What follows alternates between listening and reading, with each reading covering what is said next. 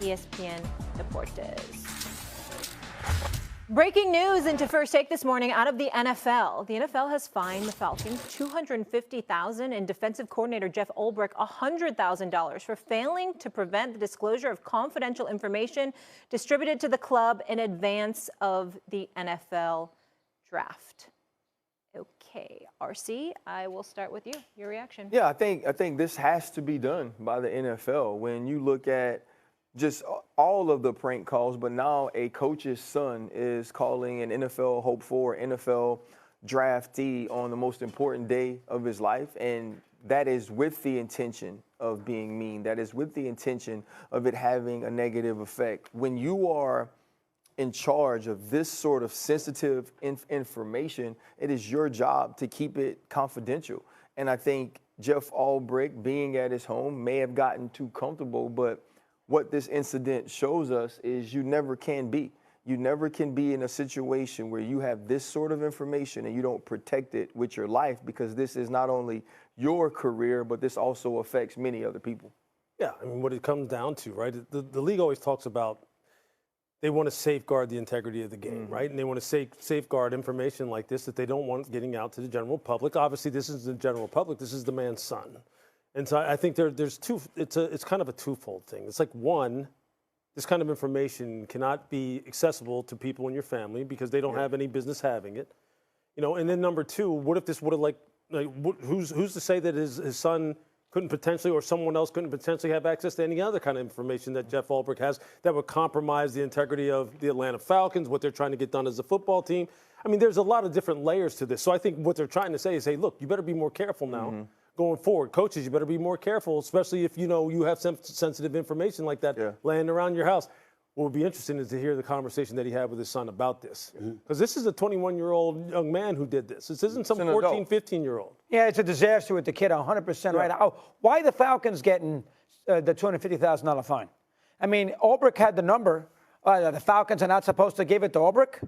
Of course he has to have the number. He's a defensive coordinator. So why the Falcons get – I know the NFL is trying to spread the blame around, but I don't quite understand why – I don't understand how it's, you know, Arthur Blank's fault that Ulbrich's kid, when Ulbrich had the number, did a bad thing. It's not Blank's kid, it's Ulbrich's kid. And Ulbrich works for the Falcons. He got the number at home. He took it, so we got to blame Atlanta? Well, I don't quite understand why they get the $250,000 fine myself. The only interesting thing about that to me is this. When you say, like, Ulbrich works for the Atlanta Falcons, he has to have the number. Shedeur Sanders is a quarterback. Jeff Ulbrich is a defensive coordinator. Why does he need to have the number? What did he need to have the number for in that particular But he obviously did, because the kid stole it from Ulbrich. And then also, too, you find they have people to answer to now. That pressure that is being put on them, it also trickles down to you. So I think that's a part of the NFL also saying that, yes, this time it was Jack's Ulbrich, right? What happens the next time? Or what happens if it takes another step where some of this information gets out and now one of these individuals is actually physically injured? And so I think it's more about making a point. We need all of you to be locked in. Well, y'all are absolutely right. I mean, the fact of the matter is you have to find an organization because you're connected to the individual. You employ the individual that this happened with. And so you're looking at the organization to let them know there's a level of culpability. That way you don't have to concern yourself with the enforcement. The organization itself will concern itself with the enforcement, and it trickles down from there. I feel bad for Jeff Ulbrich from the standpoint that, yeah, it's a $100,000 fine, and obviously that's some money. The man ain't walking around making tens of millions of dollars or anything like that. But the other side to this is an incredible embarrassment. That 21-year-old kid, Jax, should have had his ass whipped, number 21-year-old man. 21-year-old, yeah, right. He should have his ass whipped, number one. Number two, I mean, it's like I wanted to refrain from putting him on screen like I told you the other day. But that was, I didn't know when you were talking about it the other day, Lewis, that the dude had put it out on social media. I had no idea. I knew we knew the story, but I had never seen the video. So I'm like, this idiot actually went out there and did it. He filmed him. He had himself filmed doing it. I mean, no regard for Shedeur. No regard for his father. No regard for any kind of decency or any kind of decorum. It's really, really sad. I think all of these fines are absolutely, positively appropriate. And as far as I'm concerned, he should be, Jax I'm talking about, should be put on Front Street because of what. You know, and just to be clear, right, I mean, Shedeur Sanders wasn't the only player that was prank called right. during this draft. So for everyone who's kind of like hitting me up going, well, you ain't mad about everyone else, look, Shedeur is the most high-profile one that we're talking about, and the one that's getting the most. Exactly. Yeah. But look, I think this speaks to a bigger problem anyway, and we talked about it a little bit yesterday, and that's just that the blatant disregard for respect for what these guys are trying to accomplish, and the fact that we always feel the need to kind of like make a mockery out of something and try and make a joke out of something. Not everything needs to be made a joke out of. Right. Everything doesn't need to have this kind of little twist put on it, man. So people need to like kind of grow up in these kind of situations. Well, you look at it slightly differently. You look at it slightly differently than I do, Louis. You think they were joking.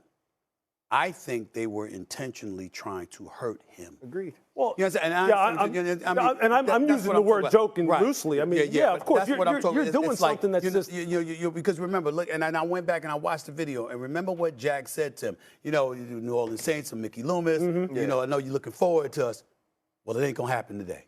Right. You understand what I'm saying? You're going to have to wait a little longer. Yeah. Listen, like, damn. This whole thing was egregious, and it's wrong for any player, but it was certainly kicking a man when it's down when you talk about Shedeur Sanders and what was a national story and a humiliating situation. Adam Schefter said this yesterday, and I want to get your perspective on this. He said, I've not heard anybody talk about this, but I got a text on Sunday night that said the Shedeur prank is awful, but shows their naivete by not hiring an agent. The fact that they had the league send his number to the entire football distribution list was a mistake, one that wouldn't have happened with an agent who would have handled the communication. Well, I mean, maybe that's a part of how Jeff Ulbrich gets the number. Exactly. So, okay, that answers that question. That answers the question for Lou. Doesn't make it okay. I just want to. No, it doesn't make it okay, but I think it answers one of Lou's questions. Why would Jeff Ulbrich even have it sure Shedeur does. Sanders? It sure does. And I didn't know that. Yeah, and I think and this is just me having talked to Jeff. A lot of times too, you have to think about what's going into what he's dealing with right now, and having the embarrassment, and also having to deal with your son, and you also don't know what's going on within a family. And it's no excuse for a 21-year-old man to behave in this manner, but it speaks to what Louis is saying as well. There is no respect for other humans. There is no understanding or compassion for what they're going through, because when you talk about Shedeur Sanders in particular, when you listen to what he said to him, it was totally an intent to play on what he was going through at the time. Yeah. Right? It's not like calling Tyler Warren, who was supposedly called, who goes 14th overall. It's not like calling some of these players that were picked on the first day. And so it's a moment where you get a laugh. This is a man who is obviously dealing with a ton. All of the cameras are on him. He's trying to have poise and composure through this, and you build him up to break him down. I think that's the part that's more. You know, I think there's a lot of people, RC, that kind of still look at sports, regardless of whether or not it's professional or not, as just a game, and it's not just a game at this level. These are people's livelihoods. People put a lot of physical and emotional investment into these, and that's not something to be toyed with and disrespected in that way. This is not Pop Warner. This is not fantasy football. This is real life. And athletes are human beings. That's Mad right. Dog, I want to get to you. Well, the one thing is, the NFL sent that number to every member of the Atlanta Falcons. Well, the distribution. Well, no.